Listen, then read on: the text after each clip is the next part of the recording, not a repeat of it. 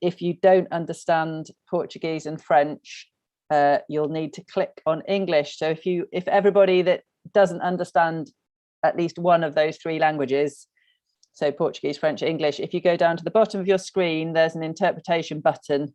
If you go onto it and select the language that's you're most happy listening and speaking in, then anything you say will be translated and anything you hear will be translated. If anyone doesn't understand that, put a message in the chat. But yeah, there will be bits that will be in different languages. It won't all be in English. And if you haven't got the translation selected, you won't get it translated.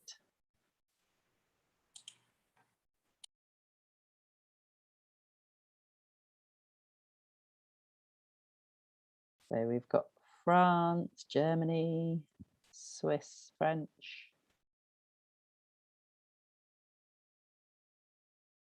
USA, Austria. So is Vincent, is Salawi, I don't know how to say it, Gela, Oschenherz, and the Austrian CSA network.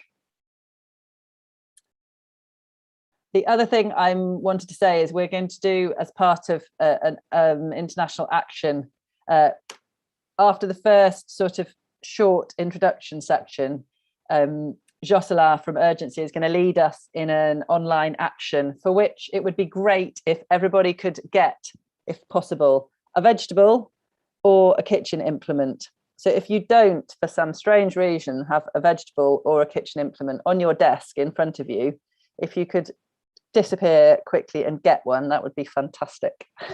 Thank you. So I'll just introduce and say the beginning bits one more time to check everyone's got them. Welcome. I'm Susie Russell, coordinator of the UK CSA Network, and we are all here today for the V3 session of the Urgency International Symposium, which is called Recipes and Ingredients for a Successful CSA Network. And we've got chefs from 8 different countries who have been cooking up their CSA networks for many years and are going to talk to us about what makes them work. We're going to do an action after the first section, which involves a vegetable or a kitchen implement. So if you don't have one, please run off and get one. I have a squash here. And also, if you didn't hear before, the session is being interpreted into English, Portuguese and French. So whichever, if you don't speak all 3 of those languages fluently, then I suggest that you click on the interpretation button at the bottom of your screen and select the language you're most comfortable in, and you'll get everything translated into that language.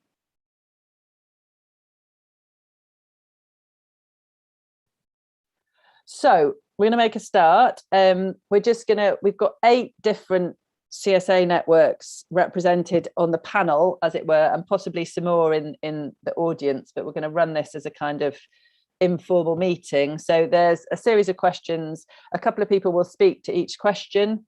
And then at the end of each question, if you want to add something, please put your hand up. So at the bottom of the screen, there's a reactions button.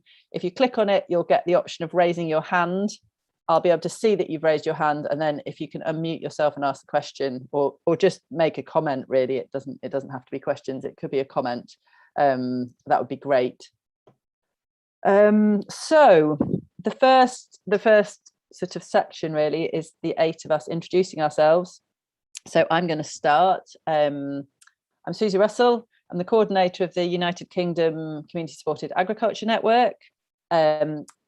We have over 170 farm members across the UK. We reckon that we're feeding around 50,000 people from CSA, and we were established in 2013.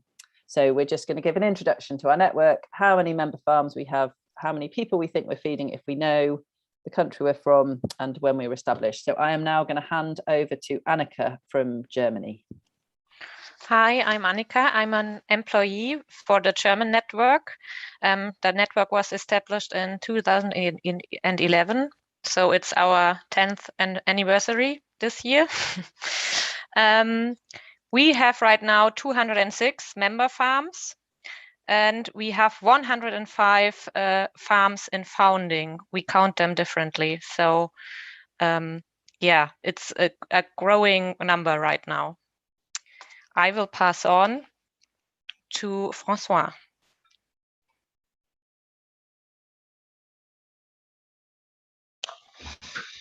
Donc bonjour à tous, je suis ravi de voir ou de revoir aussi certaines personnes parmi vous. Donc cet après-midi pour le Miramap, nous sommes deux, donc Evelyne Boulogne et moi-même. Donc on est des administrateurs et des membres actifs bénévoles du Miramap, qui est le réseau de l'ASC qu'on appelle des AMAP en France. Donc le Miramap a la particularité d'être un réseau de réseaux d'AMAP parce qu'il existe des réseaux régionaux qui ont une action plus de terrain auprès des AMAP, alors que le Miramap a plus un rôle de coordination, de mutualisation et de représentation nationale. Donc les chiffres, en France, on compte plus de 2000 associations AMAP, chacune en partenariat avec un ou plusieurs paysans.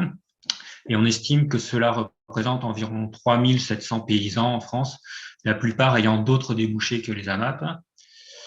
Également, de manière très approximative, on pense qu'il y a entre 200 000 et 300 000 mangeurs en AMAP en France.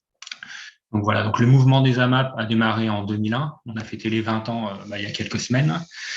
Et donc c'était dans le sud-est de la France. Et du coup, le réseau national, Miramap, lui a été créé en 2010. Voilà. Et donc je passe la parole à Michel.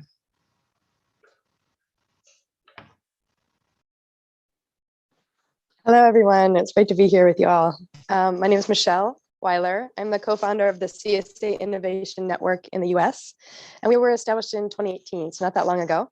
And we're really facilitating connections and idea sharing among the organizations who support CSAs, in addition to the farmers themselves. So we have about 15 organizations across the country, and we serve approximately 800 CSA farms.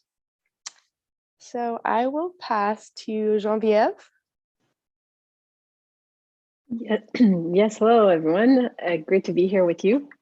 So my name is Geneviève Grossenbacher. I'm representing here the Réseau des Fermiers de Famille, which is the biggest, or was the biggest family network in the world until recently. I am personally a small-scale farmer. I've been farming for 11 years. We do 350 boxes, but to go back to the network, there's 166 main farms. So there's 26 farmers who also provide vegetables to that network. We estimate that we reach about 60,000 different members or clients, or 28,000 families. We're really only in Quebec, which is one of the many provinces of Canada, but we also, there's one farm in another province. And then we do about 10 million in sales each year. And I just want to say we're celebrating 25th year, so we're very proud about that. And if we get to it, I want to talk to you about our online promotional tool, which is really unique and helps us manage our farmers. So over to Kazumi, I think.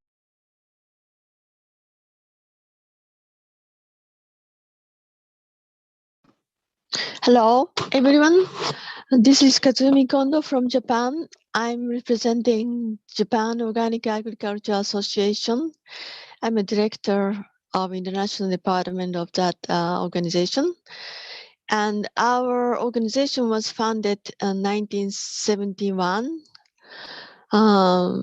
which is about 50 years ago. We actually celebrated our 50th anniversary this month. So we are kind of old, but old organization, but not necessarily CSA network. We are unique in that sense. We have Teikei. We promote Teikei, which is a Japanese version of CSA, but we didn't have our network. That is a little different from other organizations. But we have been cultivating CSA or Teikei things for many years. And yeah, that's all. Thank you. And next will be, sorry. Toria?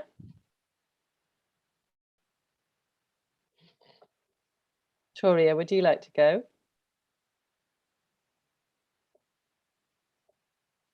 Oui, oui, vous m'entendez? Vous m'entendez? Est-ce que vous m'entendez? Oui. Oui, oui, parfaitement. Ben, moi, je ne vous entends plus. Est-ce que vous m'entendez? Ok, ok. Bon, ok, parce que je n'entendais plus personne. Oui, bonjour. Donc, moi, je suis Touria Tarouche du Maroc. Nous avons créé le réseau RIAM, réseau des initiatives agroécologiques au Maroc, il y a 5 ans qu'il a été formalisé, mais il existe déjà depuis longtemps et surtout avant, on avait créé une association locale qu'on appelait les Soignis et qui est une AMAP locale avec des paniers et un petit peu le système français, quoi. Actuellement, nous avons une centaine d'adhérents. Et nous travaillons beaucoup sur les régions. Bon, le Maroc est quand même aussi un grand pays, donc on travaille sur les régions pour essayer de développer via le système du SPG qui est aussi un gros chantier. Bon, voilà, bonne réunion et on est là pour la suite.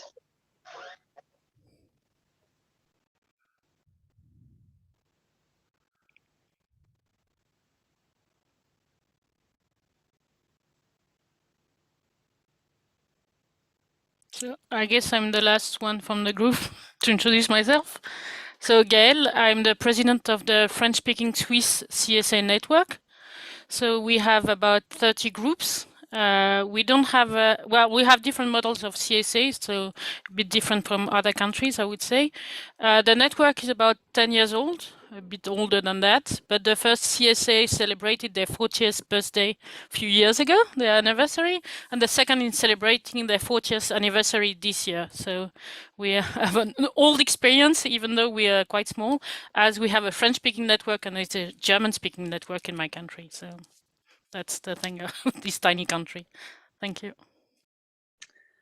Thank you, everyone. That was great. So we've got quite a diversity of networks, and then within that, quite a diversity of CSA. We've got some networks that are kind of networks of networks, some networks that have been going for 50 years, others that are much younger, like the one in the UK we're only 8 years old. And yeah, I guess representing different numbers of farms. So it'd be really interesting through this session to see the differences and similarities between us. I just wondered, before we move on to the vegetable action, are there any other networks represented amongst people listening in? If there are, do you want to put up your hand and introduce yourselves?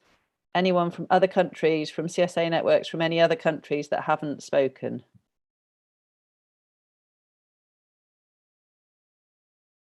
Nope.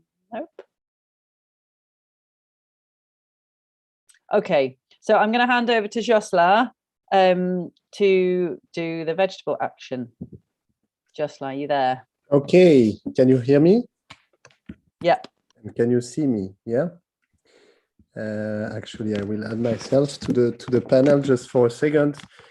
So, Good Food, Good Farming actually is an action, a Europe-wide action, which is taking place every year in October, with many different actions taking place all over Europe. So it's like a collective thing. And I think, Annika will correct me if I'm wrong, but I think it came originally from Germany, where there is this big demonstration every year, which is called Wir haben es satt. So we got enough, or we are fed up, actually. I'm going to share the link to the action, and basically it's very simple, but what I'm going to ask you to do is here's the link, is to take your vegetable, as am I doing. Actually, I have to put the background off so you can see that. Wait a second. Here I go. I try to take it off. Okay, yeah. So it will be better for the action. This is a big one, right? Okay. So I don't know who's got a vegetable. You should take it on now. Vegetable. Let me try to have a gallery style. If it works well, I need to take a picture. We are actually being recorded as well, so it can be a nice video if we say something all together. I see quite a lot of vegetables. If you don't have a veggie, please take a kitchen tool, kitchen utensil, anything like this. And that's really nice, really cool. I don't know if somebody has something nice to say, like food sovereignty now or something like this. CSA for everyone now. Sorry, I'm taking the picture at the same time, so please smile. CSA around the world. CSA around the world, that's perfect. Food sovereignty now. What do we want? Food sovereignty. When do we want it? Now. Now. What do we want? Food sovereignty. When do we want? Now. Perfect. Really nice. Okay, and actually I see only part of the people here. I will go to the next screen and do the same thing.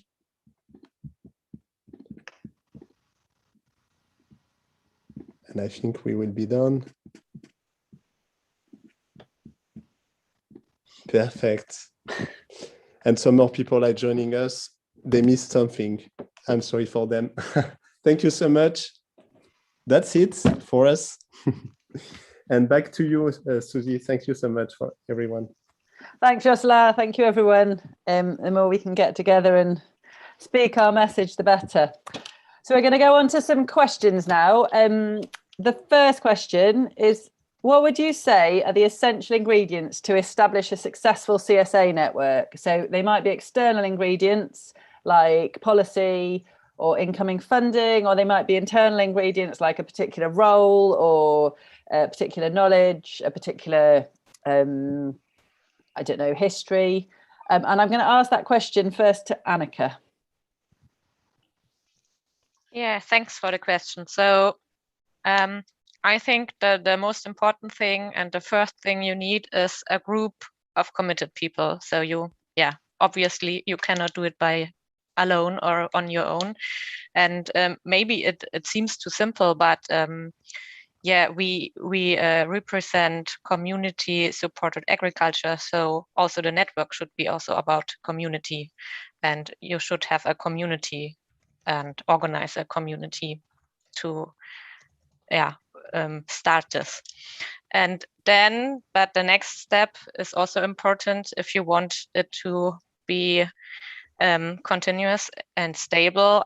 You need like external resources, like financial resources to go. So in our experience, from only voluntary work to also paid work. It's like, that this is also maybe a personal opinion of myself. Only voluntary work will not save the world. We also need paid structures that really can work on the change. And to have this, like in our network, we have still so much voluntarily work going on, but it's important to back them up and to have like a continuity, and also, I like the word game in English, a responsibility to make sure that you're able to respond to things that come in. Then other ingredients that are really good is to set common goals at a certain point, and of course, always have close contact to your members and their needs. This is it from my side. And there's much more you can add on, like little spices in the further process, but this would be like the main ingredients to start cooking the soup. Thanks, Annika. So we've got an organised community, external resources, and communication with members and setting of goals. Gael, I wonder what your suggestions are. I'm aware a couple of people have said that the French translation has gone. Is that still the case? Mm-hmm. So you can't hear anything in French? Okay, let me see that, sorry. On vous entend la cabine française? Ah, c'est bon. Okay, it's back. Thank you. Gael. Yes. Okay. So I can answer to two levels, maybe at the Swiss level, and then I took part in writing the declaration for urgency at European level. So I think it's interesting too. So I'll give two answers. I'm the president of a small network. We only have 30 groups, initiatives in our network, but to me, it's very important to meet people in person. It does make a difference. People answer my emails if they've seen my face. It's as stupid as that. If I send emails, people don't always answer, but if they connect, every time a new group want to get into our network, we visit them, we get interested in what they're doing, we discuss with them, and then they get into the network. So it might be a long process, but as they understand much more what CSA is all about, it's very interesting and we are connected. So to us, transparency is key. So we are transparent about everything, how the money is spent, what we do, how we work, who's in, who's out, for what reason. It's very open. And we also want people to feel connected to the other groups. So every time a new member enters our network, we kind of suggest who they should connect with, on what issue or what question they could get the answer from another person. So what would be interesting for them. So we try to put them into the network so they get connected to the others. So to us, it's super important. The second part of my answer would be at urgency European level. We worked on a common declaration a few years ago, and I think the process of writing it and coming to common goals and what we wanted was as important as the final result. Just connecting with the people, discussing, putting out ideas, trying to translate them, going back and forth to our local countries, our local context, but coming with a common idea of what CSA was all about was very interesting, and I think it was very important in building a community of people around the idea of CSA. And what I found very interesting about that when I came back to Switzerland with the final result, and some farmers said, that's exactly how I feel. I was very impressed because we spent so much time going back and forth from our own language to English or French and trying to translate and having the good ideas in this declaration. But the whole process was interesting. So sometimes I insist that people should start writing things together, even if the final result is not perfect, at least writing it and working on it is super important to me. Yes. Thank you. Thanks, Gael. Has anyone else from the networks represented got any sort of thoughts or reflections on what Annika and Gael have said? Could you put your hand up if you do? Or anyone from the audience too, feel free to jump in. Genevieve. Yeah, well, I couldn't agree more with everything that was said, but just on the, the external sources of funding, I think for us in Quebec anyway, making sure that the CSA, for each person who subscribed to a box, there's $18 plus tax that goes to the network. And that has given us so much stability over the years.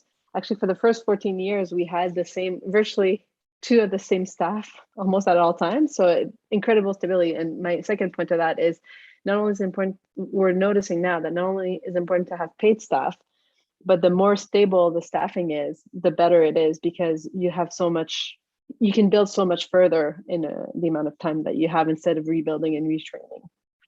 So I would say those are two things I would specify. Thanks, Genevieve. Anyone else? I guess I wanted to, yeah, I mean, all of the points that have been made by all three of you, actually, I'd really echo. I think the funding or resourcing is absolutely essential. And one of the things I'm really interested in is models like the one you've just described, Genevieve, where members pay into a central network, I think can really help. So our farms all pay a subscription to be members of the network, but we're trying to encourage the members of those farms to also pay in, because we worked out if we're feeding 50,000 people, even if each of them only put £1 or €1 in each year, that would give us 50,000 euros or 50,000 pounds a year, which would be an amazing, I mean, that's practically our annual turnover. So that would be great. I guess the other thing that really sort of resonated with me was what Gael said about meeting and seeing face to face. So when new farms join, we spend around an hour with them on the phone, talking to them about what stage they're at. And actually that makes a huge difference to our connection with them and also our ability to support them, because from that call, we get a feeling for what they want to do, what they know about CSA, who's going to be the best person to connect them with. And then we also do an annual survey. So in the kind of January, February every year, we talk to about between a third and a half of our members, again on the phone for around an hour, and it's a huge undertaking. We've only got 3 part-time staff. It's a lot of time, but actually those 40 hours of connection really help us understand where the movement is at, where the more established CSAs are at, where the new CSAs are at, what they need, what they want, what their perception of CSA is, and what we can do to support it. So that connection feels absolutely essential. So thanks, everyone. I'm going to move on to the next question, which is, what's the biggest challenge that your network has overcome, and how did you overcome it? So Francois, I'm going to ask, well, you or Evelyn to speak first on that one.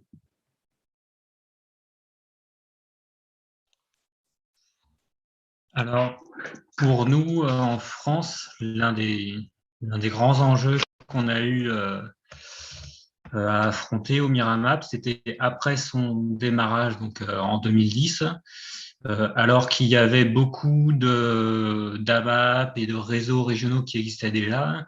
Il fallait obtenir la reconnaissance de tous ces acteurs du mouvement des AMAP déjà en place, sachant que même les membres actifs des réseaux qui ont été à l'origine du Miramap, puisque le Miramap a été créé via des réseaux locaux ou régionaux déjà existants, même eux n'étaient pas forcément prêts à considérer que certaines missions devaient revenir à une instance nationale comme le Miramap. Donc, quand je parle de reconnaissance, c'était avoir la reconnaissance de la légitimité de l'association nationale à représenter le mouvement des AMAP et à mener des actions en son nom pour le mouvement des AMAP, et en obtenant l'adhésion des différents réseaux et des AMAP.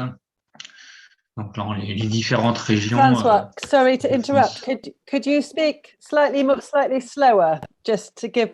Could you speak slightly slower? Ok. Thank Pardon you. pour les interprètes.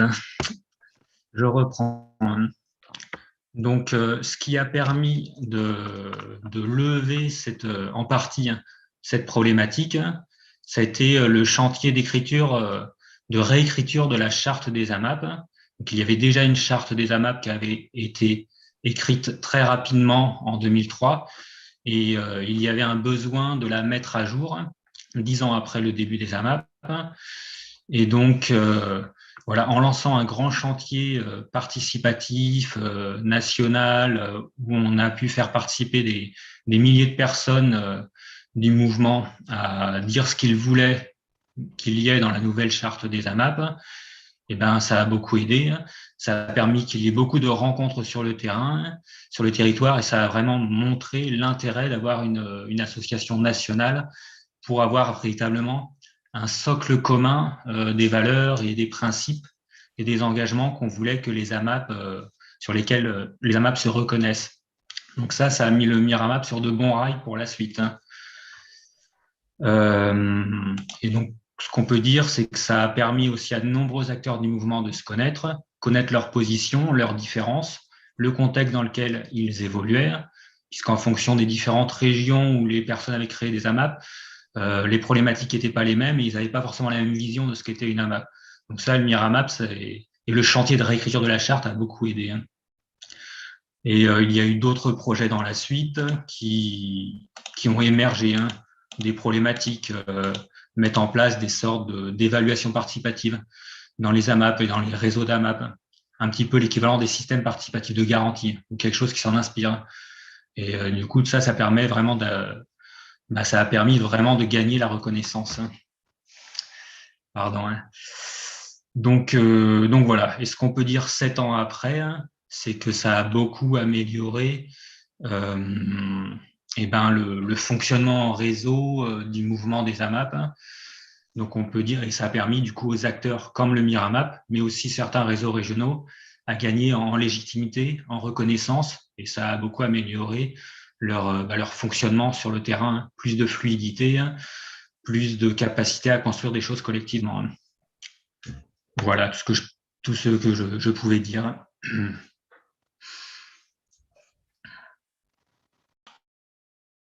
Thank you, Francois. I know everybody's really enthusiastic. If we can all speak as slowly, and I know I speak fast, so if we can all try and speak slowly, it'll help the interpreters who are doing a fantastic job.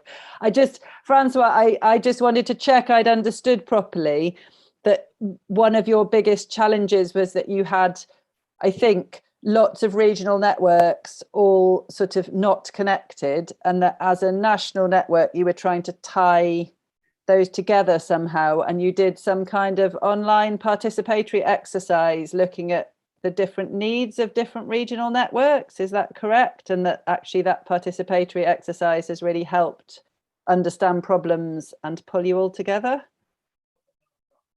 Alors, j'ai une nouvelle fois un problème d'interprétation en français. Yep. J'ai compris la question, hein, j'ai compris, mais voilà, j'entends maintenant. Is that correct? Yep. Okay. I'm not getting the translation back, but that's my sort of summary of what you've said is about right. That's been okay. Great. So again, I guess it's the bringing together and the listening and the making contact that feels like helped you overcome the challenge.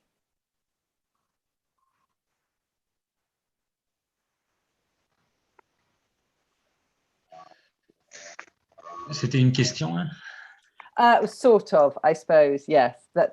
Just a confirmation. Okay, great. Thanks, Francois. So Kazumi, do you want to tell us about your biggest challenge with the Japanese network, and how the biggest sort of previous challenge and how you overcame it? Our biggest challenge is declining membership. And then also we need to involve more young generations.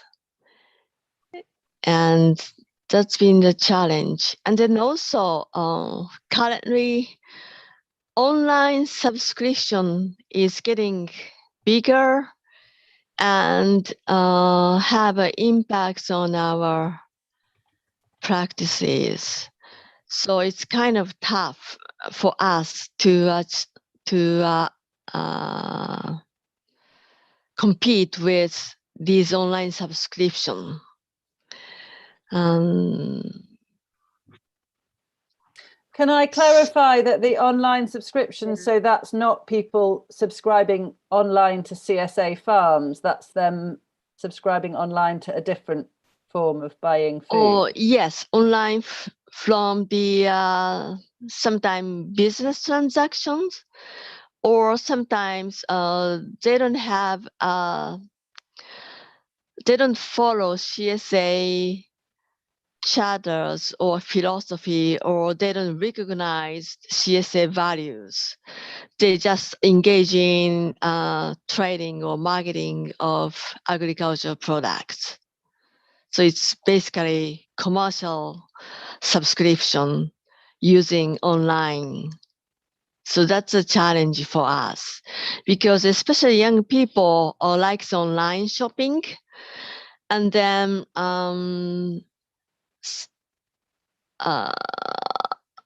platform use like YouTube video, and then they advertise, farmers kind of things. So people, especially young people, think that's a good things. I know my farmers, and then I subscribe from them. But it's a very commercialized practices. Yes. So we are still thinking how to compete with those things, and I wanted to learn from many other CSA networks. Thanks, Kazumi. I mean, I guess I've got a couple of questions. I wonder if, sort of referring back to what Francois said, has anyone else? So we in the UK, we initially, when we set up in 2013, we thought about having regional networks, but we didn't have enough members at that point to make it work. And the idea of having regional hubs kind of quite quickly became, it wasn't working because there weren't enough CSAs in each region. We are sort of rethinking that now, but I wonder if anyone else has got experience of how to hold different regional networks together under a national umbrella. Just, does anyone want to speak to that? Michelle, were you, yeah, great. Michelle. Sure. Yeah, because the US landmass is so huge, we have experienced this. And so what we've spent a lot of time doing is kind of unifying our messaging so that we can all kind of roll out the same materials, the same messaging, really templating those particular pieces so that we all can use them at the same time. And then we all, like, for instance, we had a marketing campaign for CSA Week, and we all used the same materials, we used the same week. And so it was kind of like these small little efforts across the country, but at the same time. So we really had a huge impact. I think we reached 2.5 million people on a very small budget doing that. So things like that, we always struggle with the directories to help consumers find the CSA in those different regions. And it's such a moving target and it's always changing, right? So there's no kind of national directory for us.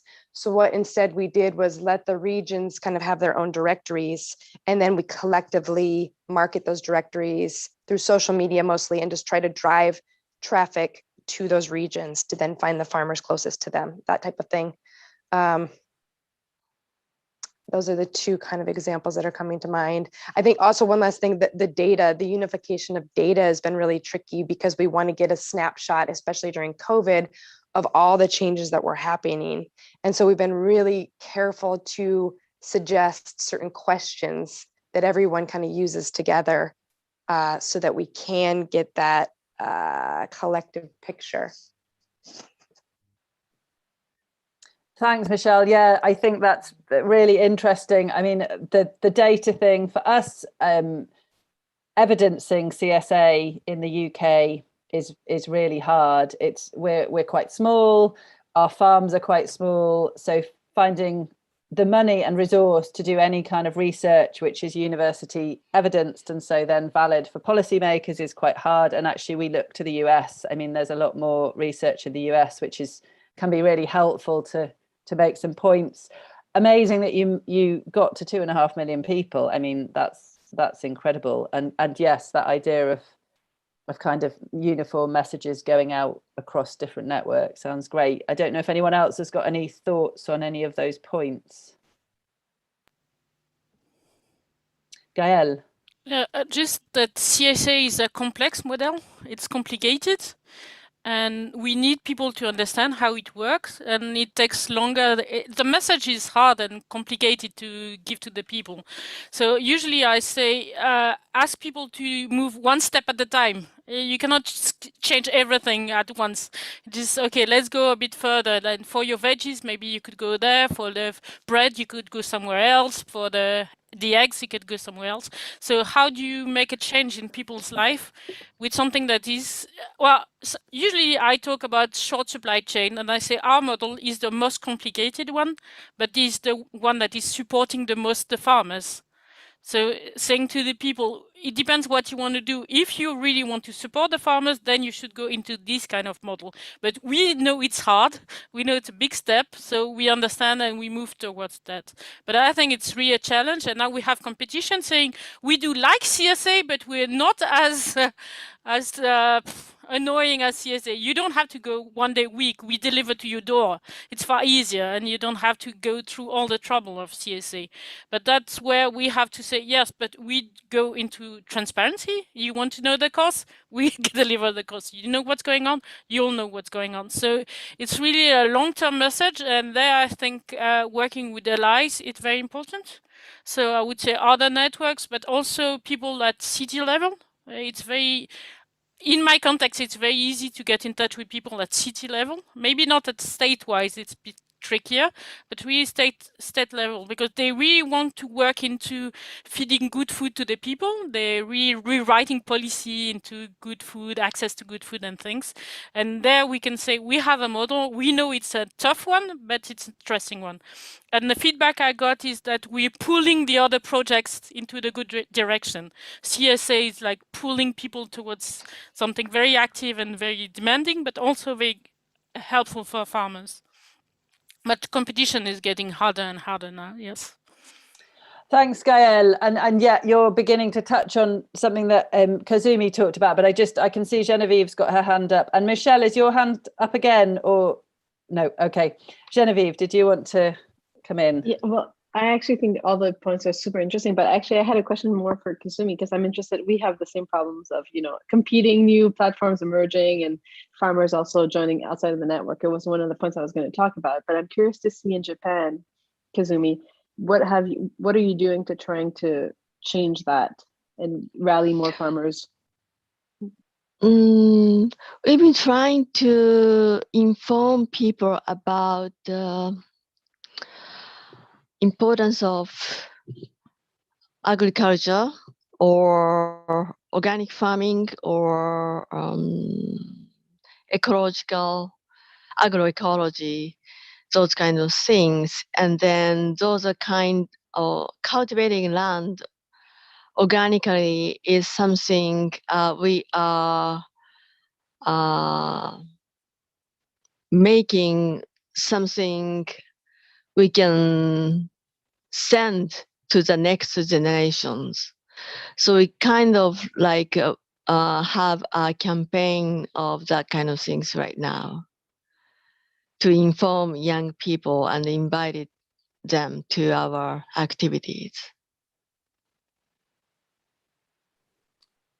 Yeah, I guess I wanted to sort of come in and I mean, we had a big discussion last year because as CSA's got, I mean, our membership's got grown quite a lot. I think partly as a result of, it was growing before the COVID pandemic, I think as a result of growing awareness of the need for sustainable food systems, but then it's also grown a lot as a result of COVID with people wanting food, local food. And we had a couple of, so our map, you can put yourself on it. It sort of, it does have to go through one of the staff members. It kind of, we get an email saying somebody's added themselves to the map. But we've just redone our website and we made a decision that we would allow kind of anyone to put themselves on the map. I mean, we do kind of check through, but we've got a charter and we ask our paid members, we don't police it, but when they renew every year and pay their yearly subscription, we sort of, the email says, by paying your subscription, you're sort of agreeing to farm in accordance with the charter. So, and then the farms that aren't members are in it, they're not currently, but they will be in a different colour on the map. And we want to make it clear on the map that the farms that are shown in a particular colour are members and have kind of given us their word that they're farming in accordance with the charter, but that we can't speak for the others. So I guess we're trying to kind of show that there's an appetite for CSA and a bigger movement than the farms that are just in our network, but at the same time kind of state and go on trust. It feels like trust has to be at the bottom of it because that's so much around solidarity farming. But I think I've also been interested, there's a, Michelle, you probably know, I think they're called Harvey, a sort of membership platform bloke that writes a lot of blogs about CSA. And I've been interested, I think, with somebody just, I mean, Gael, I think you were saying, like, again, I think we've been talking a lot about, so yeah, there are veg box schemes in the UK that offer, you can just, it's like going to a supermarket, you can pick exactly what you want and put it in your box. But that's not CSA. I mean, that's not a share of what's in the field. It's not, and there's and with delivery, and I don't think there's a right or wrong, but there's a question around how much we make it easy for people and how much we stick to, you know, what's not easy but real, but you know, grown absolutely locally with what you can grow in the area. And I guess, yeah, I don't have an answer to that, but I think it's a really interesting question, especially as we're growing, as CSA is getting more well known. Then how do we kind of keep it true at the same time as growing it. Yeah, I don't know if anyone else has thoughts on that.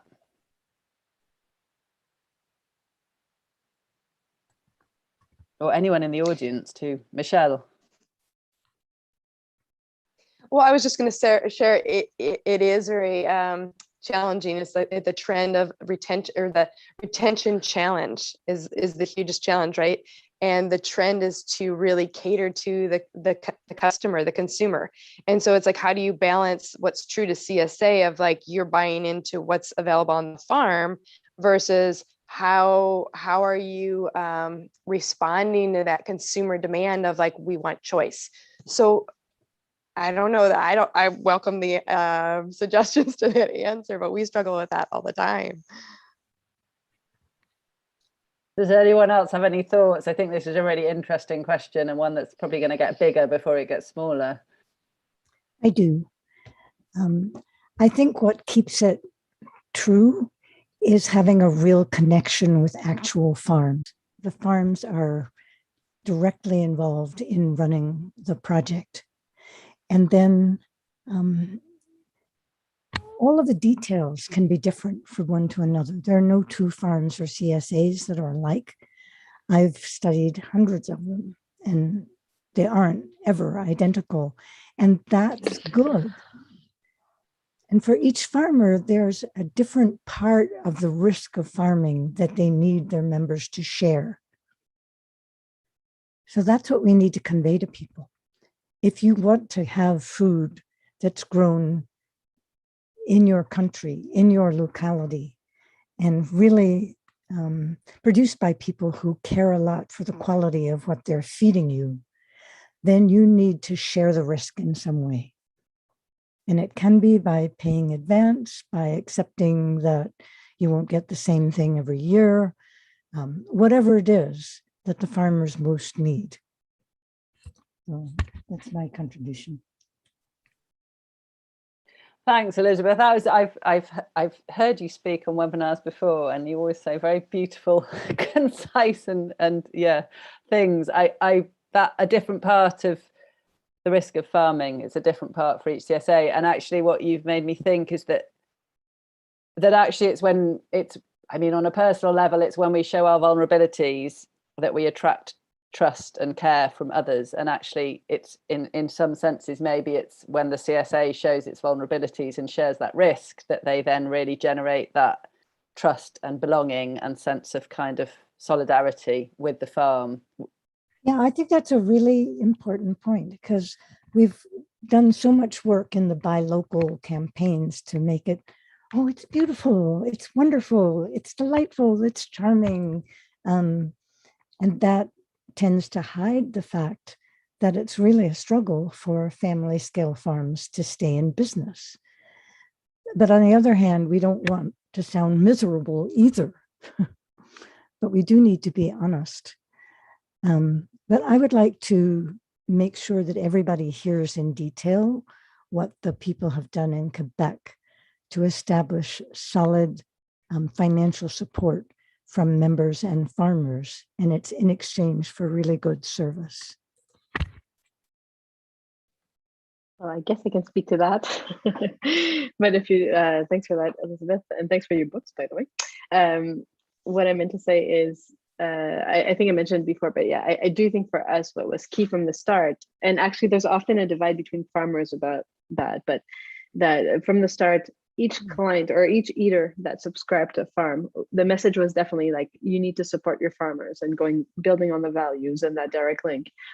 So each client pays $18 plus tax to the network. Now the divide between farmers is farmers often feel like that's money that they're paying and not the client, because they could otherwise keep that money. So that sometimes creates tension and forces some people out of the network.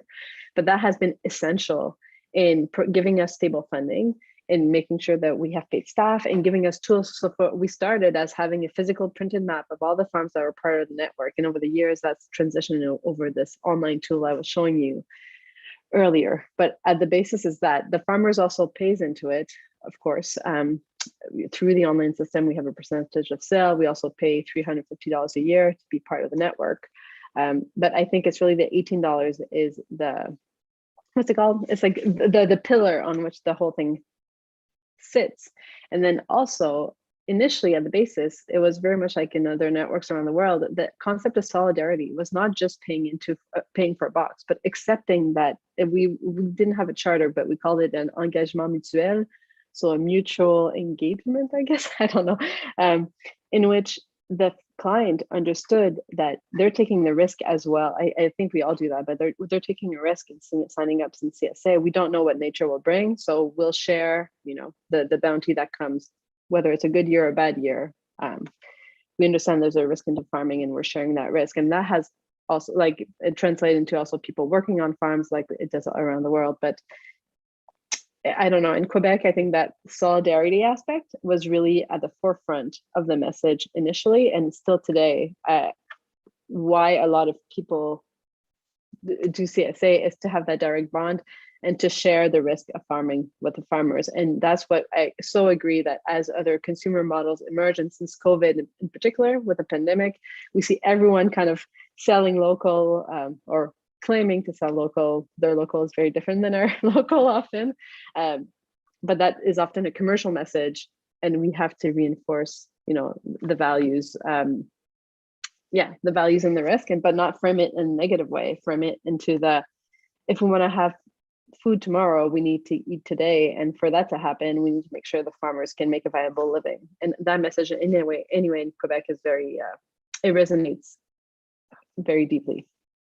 So I'm not sure, Elizabeth, if that gives justice to your question, but that's what I can provide. Well, I just think people also need to know the services that you provide in exchange for that big investment from the farmers and the members. You provide a lot of really good service. Yeah, I can go into those a bit, but definitely, and I don't know if that's the norm for most networks actually.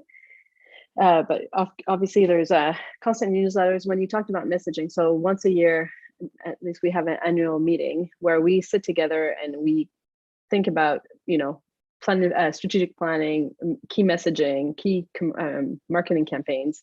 So we work on them during the year, but at the AGM, they're kind of endorsed by everyone. We often have contests to anyway, that's more on the promotional side, but we provide also very key for us is mentoring. So when a farm is accepted in the network, they have a mentor that kind of vets their production plan, because for us, it's not only about having a lot of farmers, but having farmers that provide a certain level of quality, so to ensure that we have retention of clients. So the mentorship, I'm not sure if everyone offers. We organize a lot of events, a lot of farm visits. There's usually 4 to 5 or 4 to 6 visits in a year. Training, so anyone who comes into the network has a mandatory 2-day training where we go into details in terms of how the planning works. We definitely encourage, before people are accepted also into the network, we have something called an accompagnement. So where there's for 1 to 3 years, they can be basically we'll promote them, but we'll say they're not officially a full member. That's a bit like with organic. It's kind of the equivalent of transitioning to organic. So that means that during those years, we can provide them more support, and we usually put on limit. We'll say we'll accompany you, but you have to make sure from what we saw, you need maybe more HR, or you need to have a certain amount of maximum baskets, or have you thought of this? Or anyways, we'll guide them a bit along the way. We do offer the online tool, as I said. Obviously, there's also support if a farm needs to develop new drop-offs, that we have staff that help them do that. We do price checks of distributors, farmers markets, and others, so that we make sure basically that across the network, each farm may sell their carrots at a different price, but overall it's within the same reasonable bracket. I feel like I'm talking about a lot of different things. We have a group discount card to distributors, but that's a smaller thing. The biggest thing is, we go back to the management tool. We started as a map, and the map was so beneficial for clients and for farmers. It was like a really easy marketing. You could bring it to everyone and say, here are all the drop-offs of the farms in Quebec. If I'm near you, pick me. If not, here are the other farms. But over the years, we've transitioned that into online tool. Oh yeah, sorry.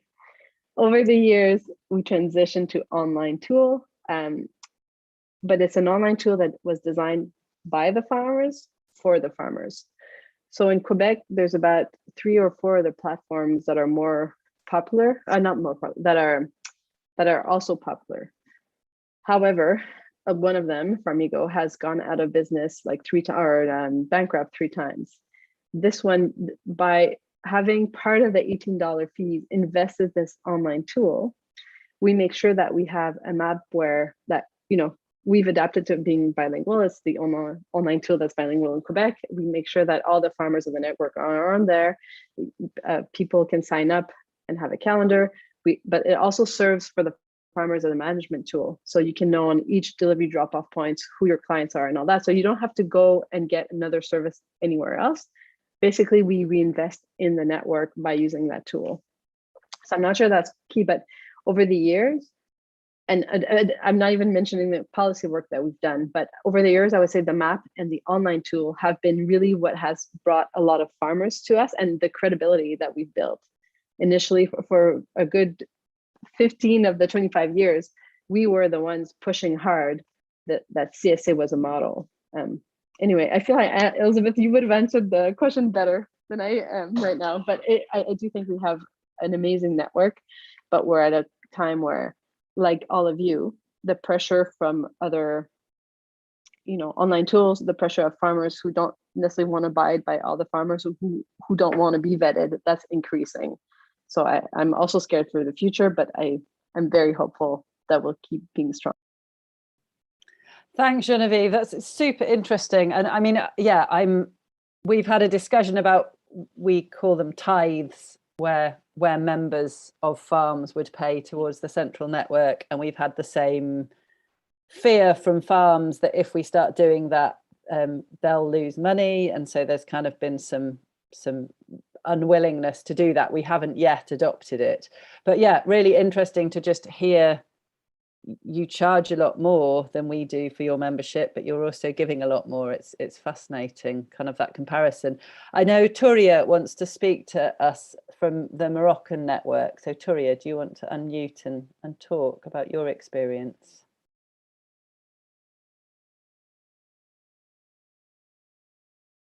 Touria?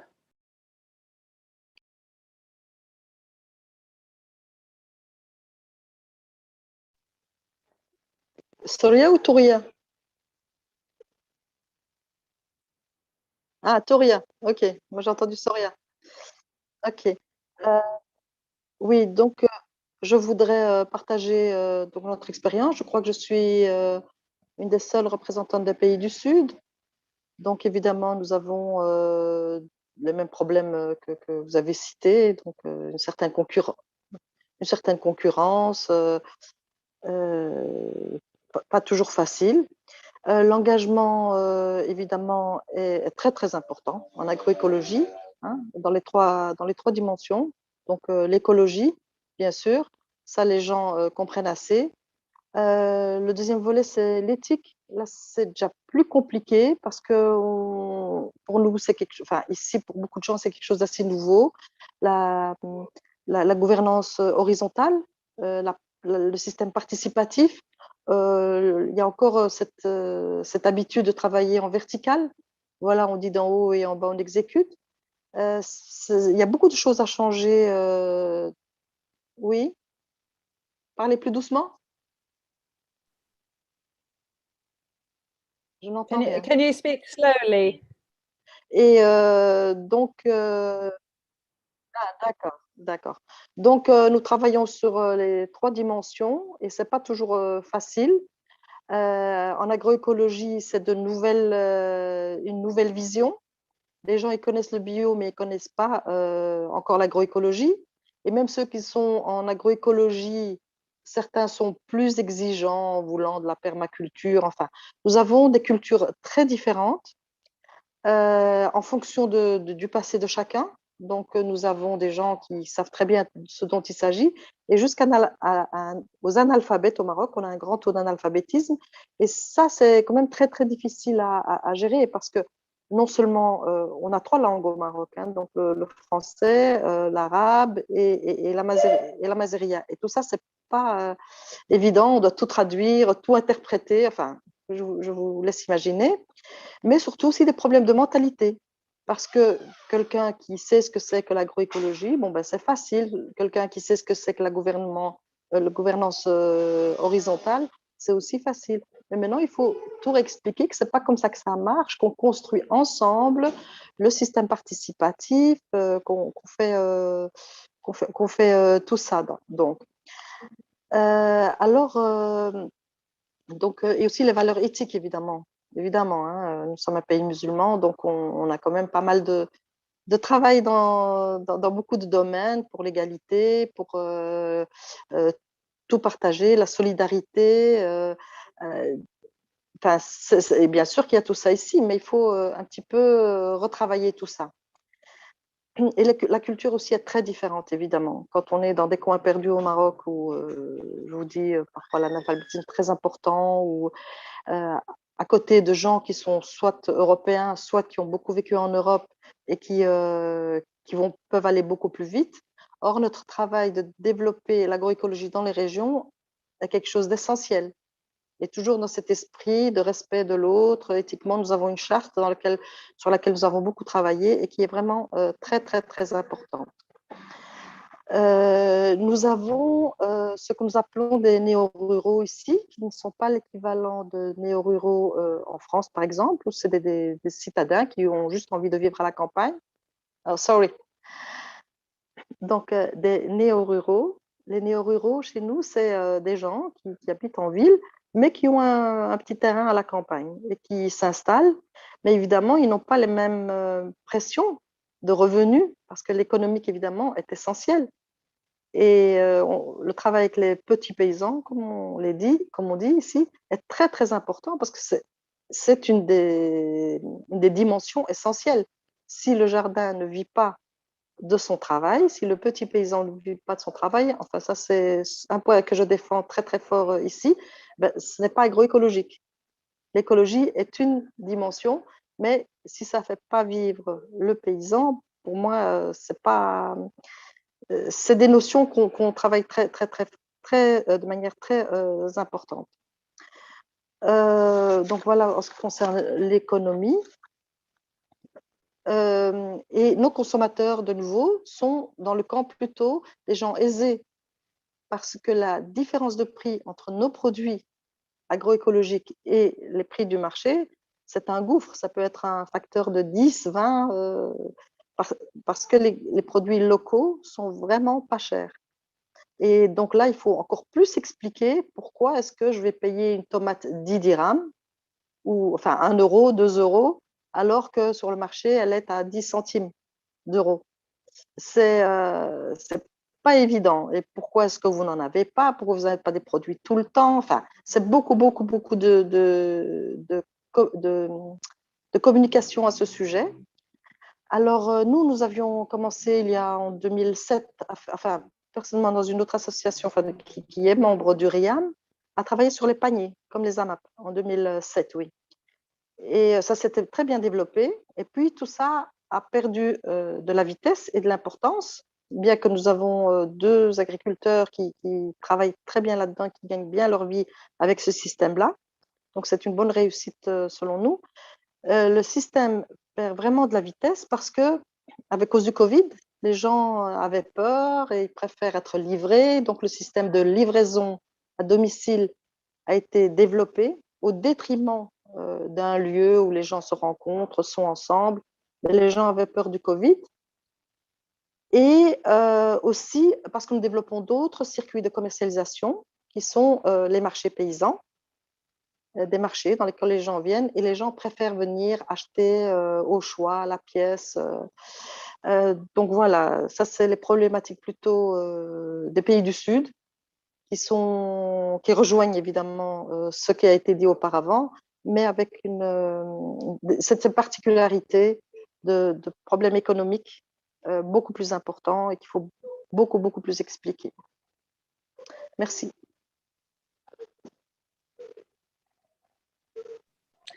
Thanks, Turia. I mean, yeah, some really interesting points there about, I mean, I think the cultural differences and how they impact on the way CSA is presented and the way people buy into CSA, understand it. I think the other thing you mentioned, which I mean is actually just the same for us, is how we. So I mean, in Britain we have huge inequality, and you can buy a bag of carrots for 50p from the supermarket, and they are rubbish carrots. But if you have no money, and you're faced with that bag of carrots for 50p or CSA carrots, which cost a lot of money, you're not going to choose CSA because you just don't have the money to do it. And it's something we know that most of our CSA, both the growers and the members, are largely relatively wealthy and relatively white, and we're looking at ways that we can change that, and it's hard. And I mean, yeah, I guess I'm aware we've not got much time. We've got about 15 minutes because Josla would like to repeat the vegetable exercise at the end. We've got a few more questions. I don't know if the panelists, if you have a particular, I'd quite like to ask everybody to just say a few words on what they sort of, after this discussion, how can urgency help develop networks and support CSA networks? But I'm also wondering if people have things that have come out of this conversation they just want to sort of flag up or say a few words on.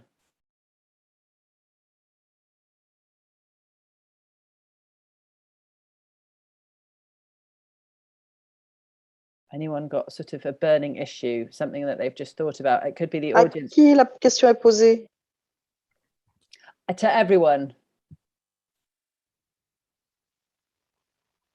Yep, who's that?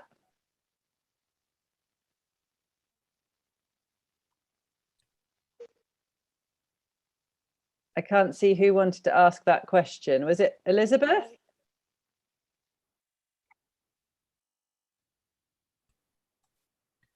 I had a comment to throw in. Non, je veux dire à qui? Go for it. Yesterday, we learned from China that their CSA network has enabled the CSA members, the CSA farms, to get additional products from other farms by creating a participatory guarantee system. So any farm in the country that qualifies to be part of the PGS can then distribute its products through CSA farms, which I think is something I haven't heard of anywhere else. Thank you. Christoph. Oh, you're muted, Christoph. Yes. Can you hear me now? Yep. Okay. Yes, my name is Christoph. I'm from Austria, and I have a question to everyone in the panel, because right now in Austria, we are trying to build up the network slowly. There have been some efforts some years previously, but it died down a bit, and now we're slowly trying to connect the CSAs that exist already in Austria again. And yeah, we are just wondering, yeah, I want to hear from your experience where to start or how to start. Of course, now it's a lot of voluntary work from the same few people who make an effort, but yeah, now we're wondering how to get to a proper organization like the ones you have. Thank you. Who wants to answer that one? Gael. Just, I held a discussion last time in Thessaloniki during the European meeting. We discussed about networks. So what I could say is there are very different types of networks within urgency. There are some small networks, some big networks, some with staff, some without staff. It's very different. So I think the question is, what do you want the network to do? What is the core part? As Geneviève said, I know in Quebec, in Belgium, in some countries, there is a core group in the network. There are some staff members among the network, and then some functions are done by the network staff. and the groups are lighter somehow. And in some other groups, each group is stronger and the network is very light. It's just to meet once in a while. So you can decide among all the functions that a network could do what you want to put in common. So I think having a map of the existing CSA would be a start of discussing about what's going on, what is CSA, and maybe your definition of CSA can be slightly different from the one they have in other country. So just discussing, putting together people saying what is important to us, what does it mean to be a CSA group? In Switzerland, we don't have one CSA model. As long as people are committing in long-term commitment, it can be CSA. There can be 30 members in the group or 400 or 500. We have some CSA group with 500 families with 20 farmers. So it's really different. We just try to connect people and see what we have in common and how we can work together. But I think meeting face-to-face is super important if you want to start a network, and having a nice time and having a party and dance with people and enjoy yourself and just saying, okay, we're together in this. What can we share and what would be helpful for you? And later on, some tools can arrive and some other things, so other capacities. But I think meeting and saying, okay, we're in this together. We are totally transparent on how it works. We share any information you need, we can share it. And I mean, with that, it also came to the point where some, we call them geeks, like really IT people, they came up with nice solution, open source solution for CSA management. And now we have some wonderful tools that are open source management systems. And now that's something that's really an added value we can have. And it's because people were really ready to share the knowledge and share the capacity that these things came up. So it came later and it's building more capacity. So I think don't be afraid by the huge, nice, super clever networks where everything is fine with 20 staff. Just go by step and just meet the people and enjoy yourself. I think having a great party in it is important. They are friends. Thanks, Gael. So I think we've got yeah, let's have a party. I mean, yeah, we've all made it through COVID and all the strangeness of that. So yeah, it's great. I mean, well, made it through. It's going to be a while, isn't it? But yeah, it feels like we're at least talking to each other face to face again in the UK. I don't know what it's like everywhere else. We've got probably less than 10 minutes if we want to do the vegetables at the end. So I guess I thought it might be good to hear from, well, Christoph and the other 8 networks. What are the 3 top things that Urgency could do to sort of support the growth of CSA, the growth and strengthening of CSA networks across the globe? And I guess I will start with, I mean, one of the things I'd really like is that this group of networks or a wider group of networks meets maybe every 6 months and talks about a subject. I mean, there's so many things that we've talked about today that we could talk about for a couple of hours on each one. And I think I've learned so much from all of you. I'd love to sit down and just have a conversation about some of these subjects. So that's probably my one. I'm not going to say any others, but I think that would be my top one. So I'm going to pass to Michelle. You took mine. I agree. I would love to see that more cross sharing. I think also, let's see, maybe a kind of a shared platform where we can perhaps we link to the different networks websites or something on the Urgency website to start sharing those resources that we all have better, those stories, and learn from each other more.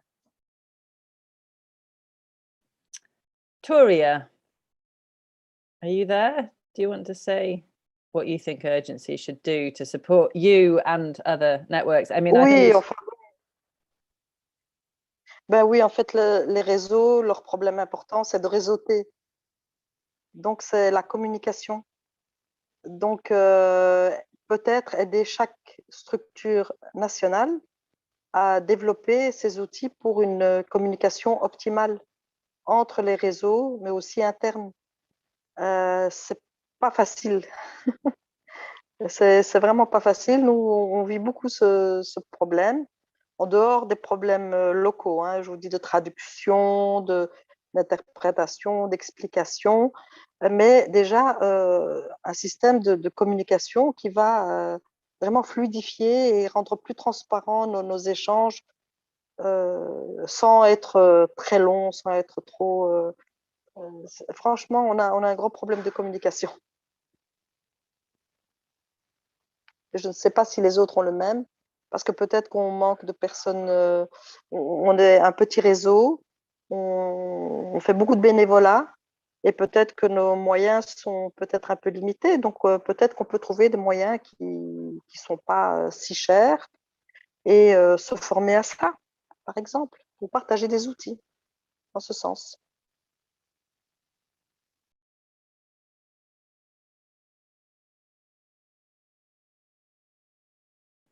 Thank you, Turia. I mean, yeah, with communications, maybe there's a way that some of the social media work that different networks are doing could be translated and shared or adapted for different networks. I mean, I don't know whether that would be useful, but maybe there's some sharing we could do around that. Annika. Yeah, the knowledge and experience sharing was already mentioned, but also for us, it's sometimes hard to translate all the stuff happening here and give it down to our members and to others. So yeah, I don't know how urgency could help, but it's yeah, mainly the time missing to translate into German, to do reports about all the amazing stuff happening here that's now just in my head, and of course in a YouTube channel, but yeah, it would be really great to have more like condensed information and stuff about what's all happening in all these things that we can really easily also pass onto our members and CSAs in a way that they have time to really grasp all the things going on. Yeah, so it's like, yeah, support in resources for translation, and of course the political support. That's really important for us because we cannot do this on our own.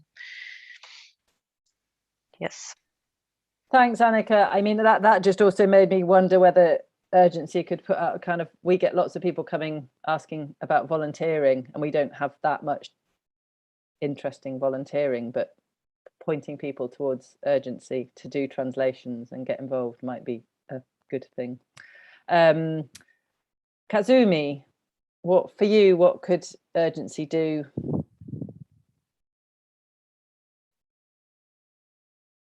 Are you there, Katsumi? Can you hear me? Great. Yes. For urgency, maybe disseminating CSA to what population more? So you already did a lot of things, but still, some people don't know about this idea about CSAs. So that would help us to going back to talk to our people. And then also maybe working with FAO or other United Nations organization would help us to inform our people. That's all. Thank you. Thanks, Kazumi. Francois.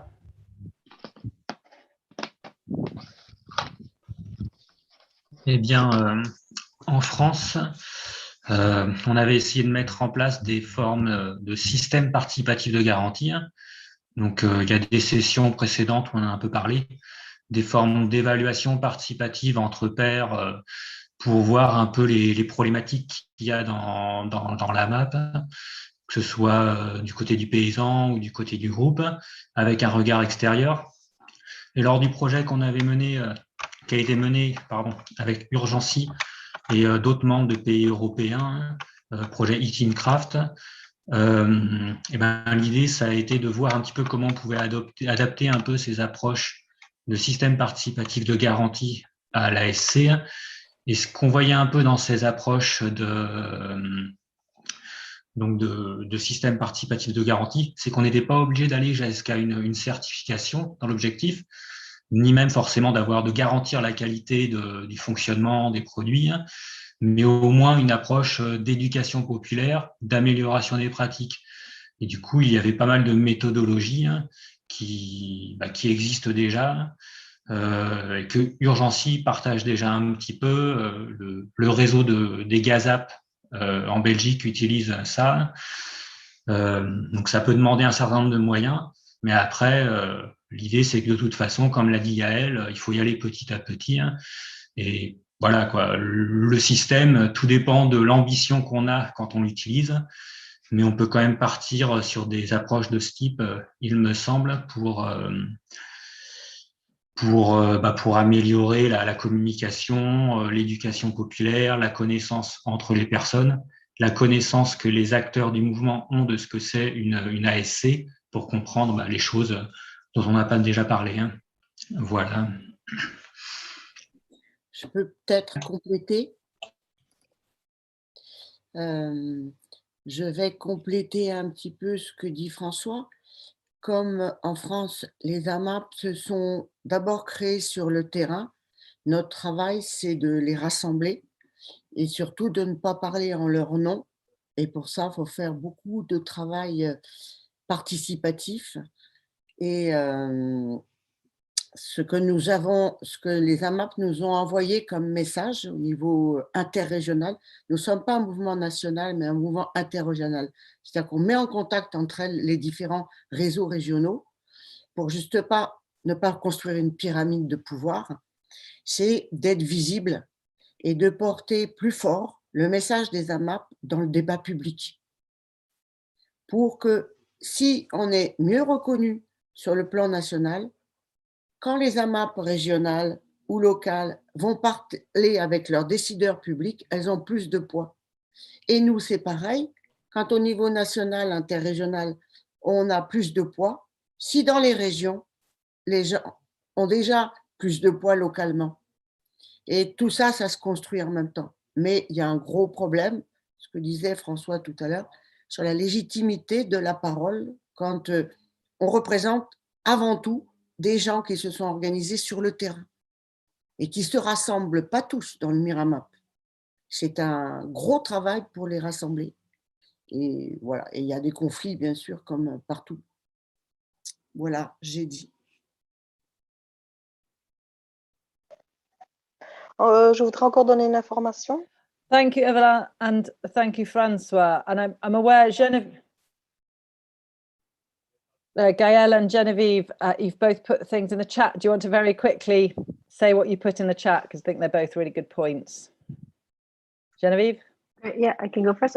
So what Urgency could do, exactly, like I think increasingly that we should maybe do what we do in Quebec on a yearly basis and come together to strategize on joint communications, marketing, policy work that we can do, and better organize to do the policy work together. And this whole system, like I hadn't thought about it before today, but maybe we should work on common IT or online platforms, because the challenge, like for us, we're very proud of what we've built, but making sure it's up to date and, you know, alive tomorrow is a constant struggle. But I think we all face the same. But what if the CSA networks all had one platform? Anyway, maybe it's not feasible, but there might be some tools that we could work together.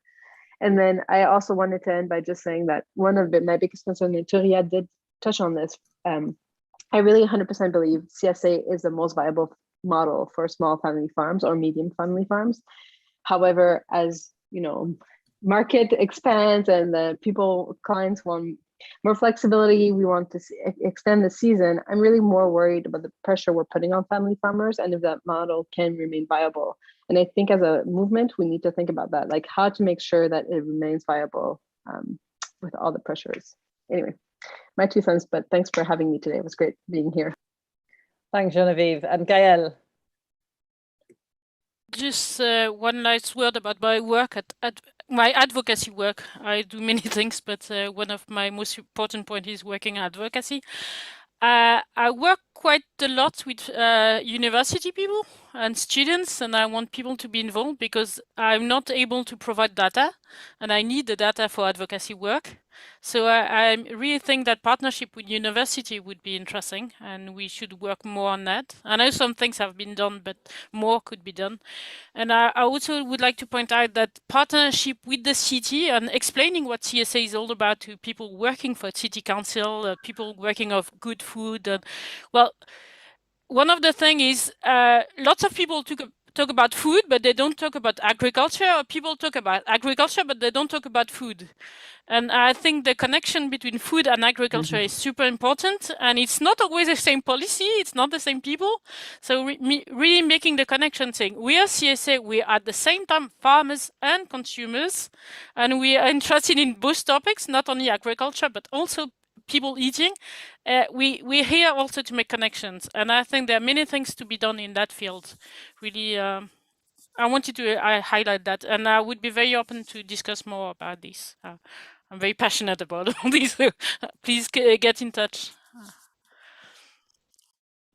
Brilliant. We are over time, so I'm going to save the chat. I think hopefully Urgency will also save the chat, and we can make it available to people who've been on.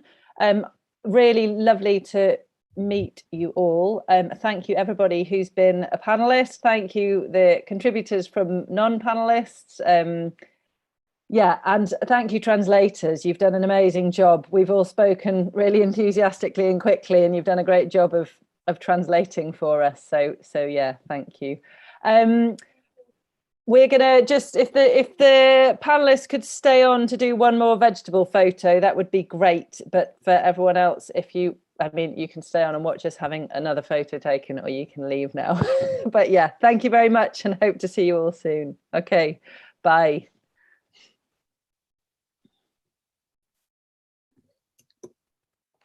Thank you, brilliant, everyone. So just let's finish with a nice veggie picture. So please take your vegetable again. I'll see where's the vegetable, and I will highlight so that we have a nice picture of the panel. Even the non-panelists can come in. So Christophe, I see you. So please stay with us. Baldo as well. I'll add you to the picture. Toria and Kazumi. Ah, perfect. So Toria is not in the, oh yeah. Ah, sorry, that was a mistake by me. Wait a second. Sorry, just a second. Here.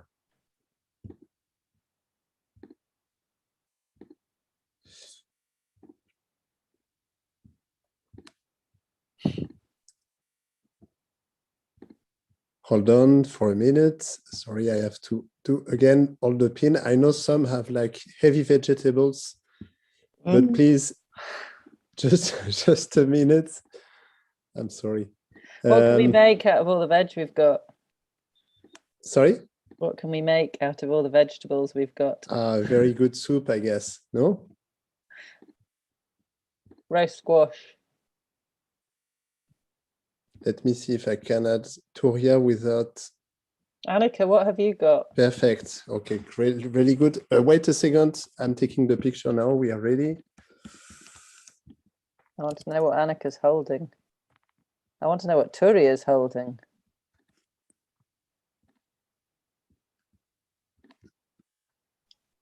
I have Rübstiel. I don't know the English name. C'est ce qu'on appelle un vieux légume. This is regional for the Rhineland. They really like to eat it here. I did not know it in Bavaria before. Ou un légume ancien. C'est de la famille des artichauts. What about Turia? Is that celery? It's not celery, no?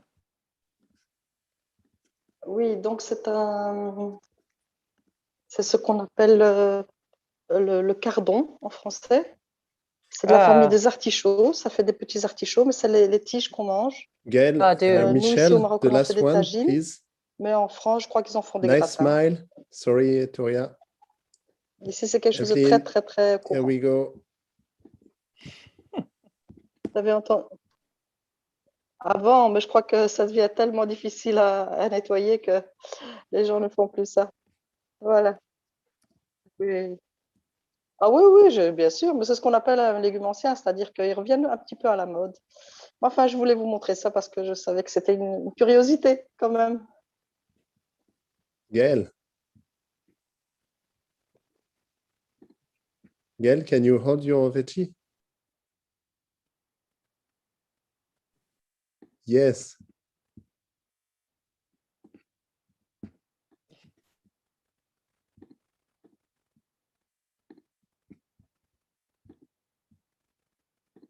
And the very last picture, I'm putting myself into the picture. So yeah, that's for my own pleasure.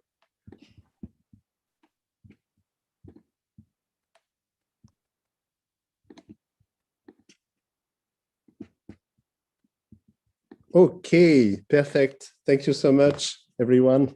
I think thank you, everyone. Quite a good stock of pictures, and thank you so much for all the discussion that was really enriching for us, for Urgency. We will take on board all what has been said towards our General Assembly as well. Is everyone happy? Is everyone happy if I